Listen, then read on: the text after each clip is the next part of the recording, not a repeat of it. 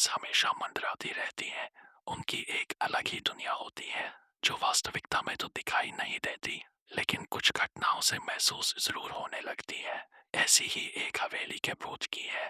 दरअसल एक पुरानी हवेली है जिसमें कई साल पहले राजा महाराजा रहा करते थे, लेकिन अब वह वीरान पड़ी है क्योंकि उन राजाओं के वारिस देश से बाहर जा चुके हैं। हवेली की हालत जर्जर हो चुकी है। अब उसे मरम्मत की जरूरत है। इसके लिए शासन के नोटिस के अनुसार संपत्ति के मालिक को सूचित किया जाता है। कुछ दिनों में पूर्व वह राजाओं के वारिस में से एक लड़की हवेली में अपने बच्चे के साथ दाखिल होती है, जो कि उस जमाने के राजा के नाती की लड़की थी। उसका नाम उर्मिला था। उसके पति की कार एक्सीडेंट में मौत हो चुकी थी। अब वह विधवा हो चुकी है, लेकिन उसके पास उसका एक बेटा है जो 8 वर्ष का है, और वह भी अपनी माँ के साथ हवेली आया है। हवेली बहुत विशाल थी, इसलिए उसकी साफ सफाई के लिए कई मजदूर बुलाया गए, जिन्हें चप्पे चप्पे की सफाई करने का ठेका दिया गया। किसी को नहीं पता कि हवेली के कोने कोने में कितने खूनी रहस्य छुपे हुए हैं। उर्मिला के आने के बाद हवेली की हवा रूहानी होने लगती है। ऐसा लग रहा था मानो कोई वर्षों से इंतजार कर रहा था इस हवेली के वारिस का। एक रात उर्मिला अपने कमरे में अपने बच्चे के साथ सो रही होती है। अचानक उसके खिड़की से एक पक्षी टकराकर मर जाता है। यह घटना अपने आप में असामान्य थी। पक्षी टकराते ही उर्मिला की नींद खुल जाती है और जब वह लाइट जलाकर देखती है तो डर से चीखने लगती है, क्योंकि उस कमरे की खिड़की से एक पक्षी फंसा हुआ था और उसके शरीर से खून की बूंदें फर्श पर गिर रही थी। नज़ारा इतना भयावह था कि वह अपने बच्चे को उठाना नहीं चाहती थी, लेकिन उर्मिला हिम्मत करके उस पक्षी को खिड़की से बाहर फेंक देती है।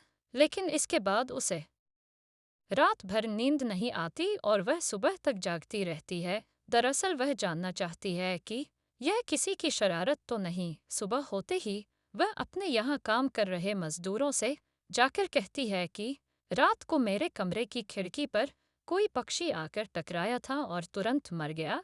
क्या तुम लोगों में से किसी ने यह हरकत की है? क्योंकि पक्षी खुद ब खुद तो खिड़की से नहीं टकरा सकता। मजदूर कहते हैं, नहीं, हमने तो खिड़की से नीचे किसी पक्षी को मरा हुआ नहीं देखा। हम तो अभी वहां से चले आ रहे हैं और जब सभी जाकर देखते हैं तो वहां वह पक्षी नहीं होता। उर्मिला घबराने लगती है कि यह क्या, यहाँ तो पक्षी होना चाहिए या कम से कम खून की कुछ बूंदें दिखनी चाहिए, लेकिन यहाँ पर पक्षी का एक पंख तक नहीं पड़ा हुआ। उर्मिला सभी मजदूरों को कहती है कि हवेली में बहुत सी कीमती चीजें और मूर्तियां हैं, संभाल के साफ सफाई करना। मजदूर अपने अपने काम में लग जाते हैं। उर्मिला अपने बच्चे के साथ कमरे में टीवी देख रही होती है कि अचानक हवेली की छत से एक मजदूर नीचे गिरता है। उर्मिला को अचानक लोगों की आवाज सुनाई देती है। वह भागकर खिड़की से नीचे देखती है तो एक मजदूर की लाश पड़ी होती है। उर्मिला कमरे से नीचे आती है और इसके गिरने का कारण पूछती है। लोगों के जवाब अलग अलग होते हैं। कोई कह रहा होता है कि इसने खुद आत्महत्या की है और कोई कह रहा था कि यह गलती से गिर गया है। सभी के दावे अलग थे, लेकिन उर्मिला को कुछ अनकही बातें सुनाई दे रही थी। उर्मिला के कान में अचानक एक आहट के साथ आवाज आती है, अपने बच्चे को बचा सकती है तो बचा ले। उर्मिला यह वाक्य सुनते ही अपने कमरे की तरफ भागने लगती है, क्योंकि कमरे में उसका बच्चा अकेला टीवी देख रहा होता है।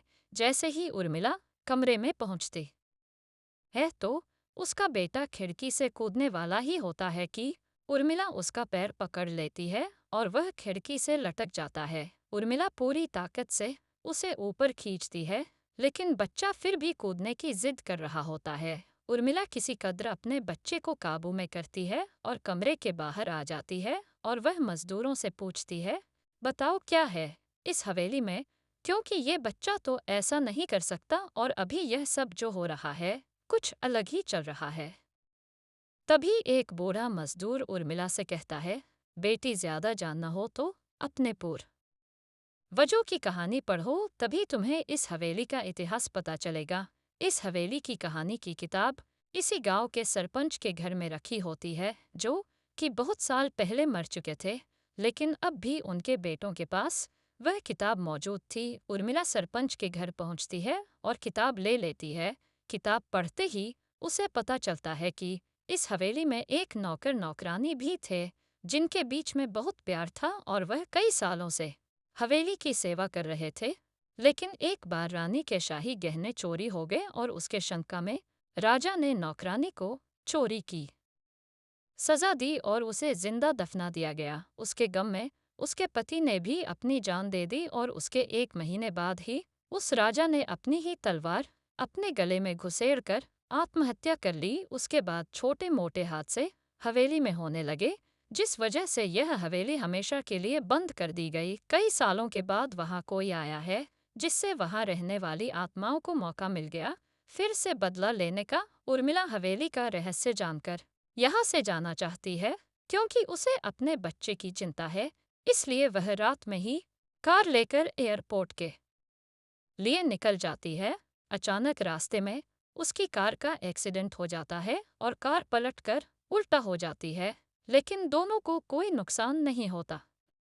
उर्मिला अपने बच्चे को बाहर निकाल लेती है और सुनसान सड़क पर भागने लगती है। रास्ते में उसे एक कार आते दिखाई देती है और कार रोकने के लिए उर्मिला सड़क के बीच में खड़ी हो जाती है और अपनी मदद के लिए चिल्लाने लगती है। तभी अचानक कार वाला आकर कार का ब्रेक लगा देता है। उर्मिला पास जाकर देखती है तो उसकी हिम्मत बढ़ जाती है, क्योंकि यह एक पुलिस ऑफिसर होता है। उर्मिला हड़बड़ाहट में उसे अपनी बात कहती है और रोने लगती है।